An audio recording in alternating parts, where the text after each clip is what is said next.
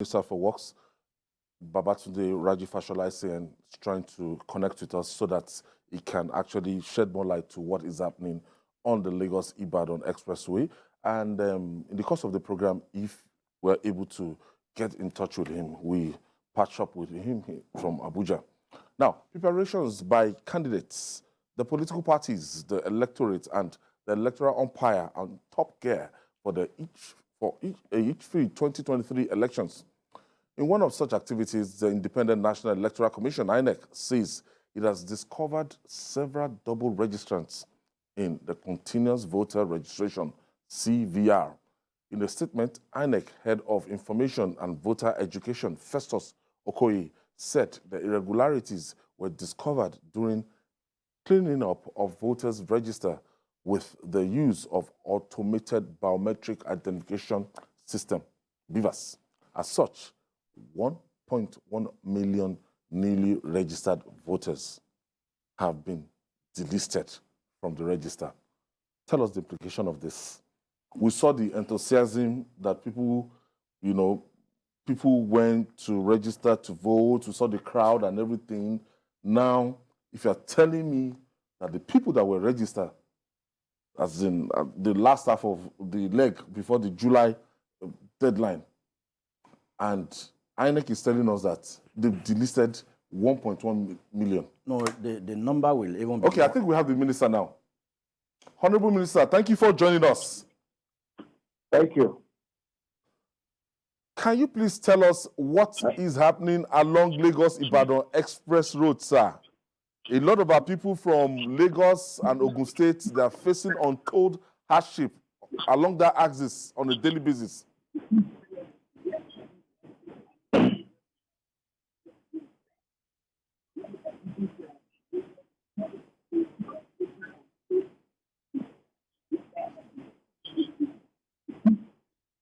Okay, if you can hear me.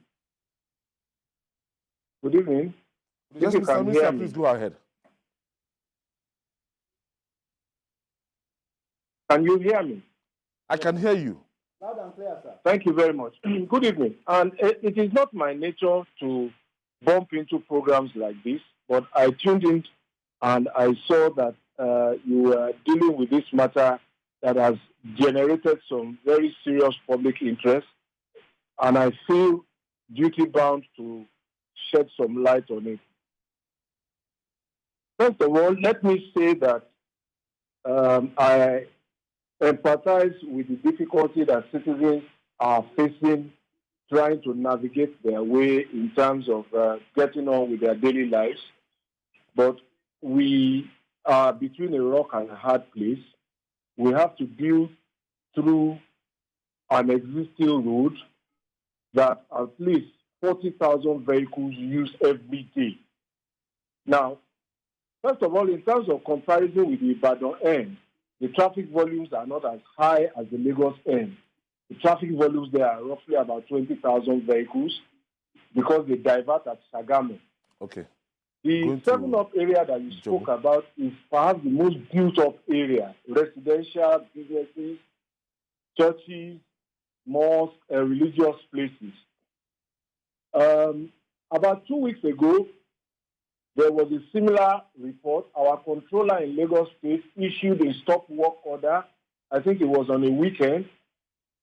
A lot of residents called me and said, please don't stop the work. Just finish it as quickly as we can. So it's a difficult choice. We mean well, but it is not that the contractor is insensitive. We are in touch with them. We have supervising engineers there also. But there are people who also drive without regard to driving regulations. And therefore, when you are constructing and you divert traffic or reduce the number of lanes, people must be patient. It will move. But some people try to jump the queue or face oncoming traffic, and then it results in a gridlock. And that is something that I think we need to also understand. The other side is that you must understand that construction materials, laterite, granite, and all of that they use at that site come from Ogun State. So the construction vehicles too, trucks, have to go through Ogun and come back there. They are part of that traffic. So it's not an easy choice, but I just want to appeal that people bear with us. We are trying to finish that end. You will also observe it was the end that we left last, the last 6 kilometers, because we knew it was going to be difficult. Our intention is to see that we finish it before the end of the year, when people will be moving for holidays, which will be even more painful. Of course, in the last 2 days, there has been heavy rainfall. Part of the bridge has been flooded. And then, I think a week and a half ago, somebody called my attention also to an expansion joint on the bridge that had a problem. We had to get people to go and fix that. So it's also a construction zone as it is a highway. And therefore, we have to barricade, section, cordon off for the safety of our brothers and sisters who are also the engineers trying to build the road. So it's not an easy choice. But we mean well, we are aware of the problem. We're doing our level best to make it much more convenient while we build. We also appeal to drivers, motorists, and commuters to also be patient when they get to these gridlock points. As you said in your program, most of the road has been virtually completed, so it's taking barely an hour to drive from Ibadan to Lagos, which is the ultimate objective. And if we are all patient, this pain will go away and the rewards will be better. Mr. Minister, do you have a timeline? It was originally constructed in 3 years. That is true. First of all, it was constructed during the oil boom, so it had no money problem at the time.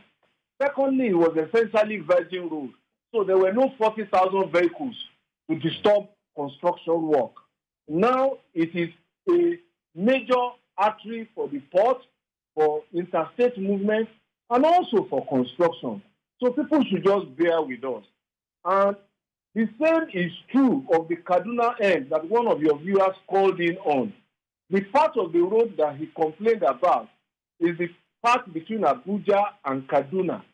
That is the most built-up area. You have trailer parks, markets, we have electricity poles. All of those things have to be removed one by one. You have community issues there too.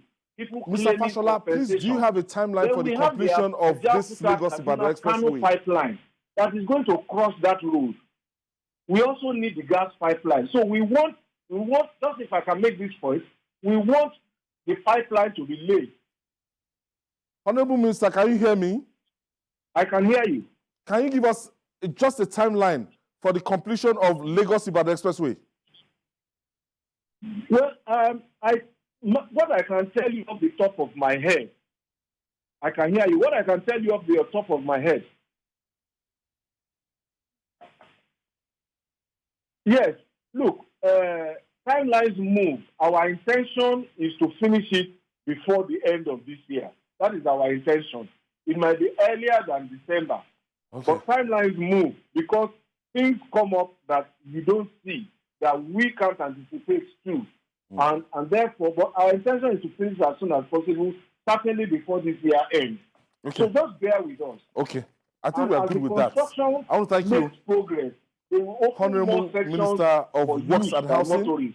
And therefore, it will ease up the gridlock. But it's actually driver behavior, commuter behavior that is causing the pain. Thank you. Thank you. I want to thank you, Honorable Minister of Works and Housing.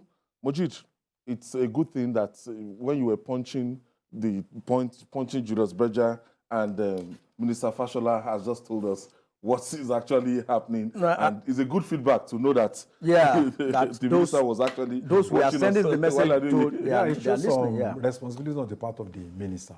And I think it's characteristic of him that, he will not allow such a thing to go to, at least to respond to which I think is very good.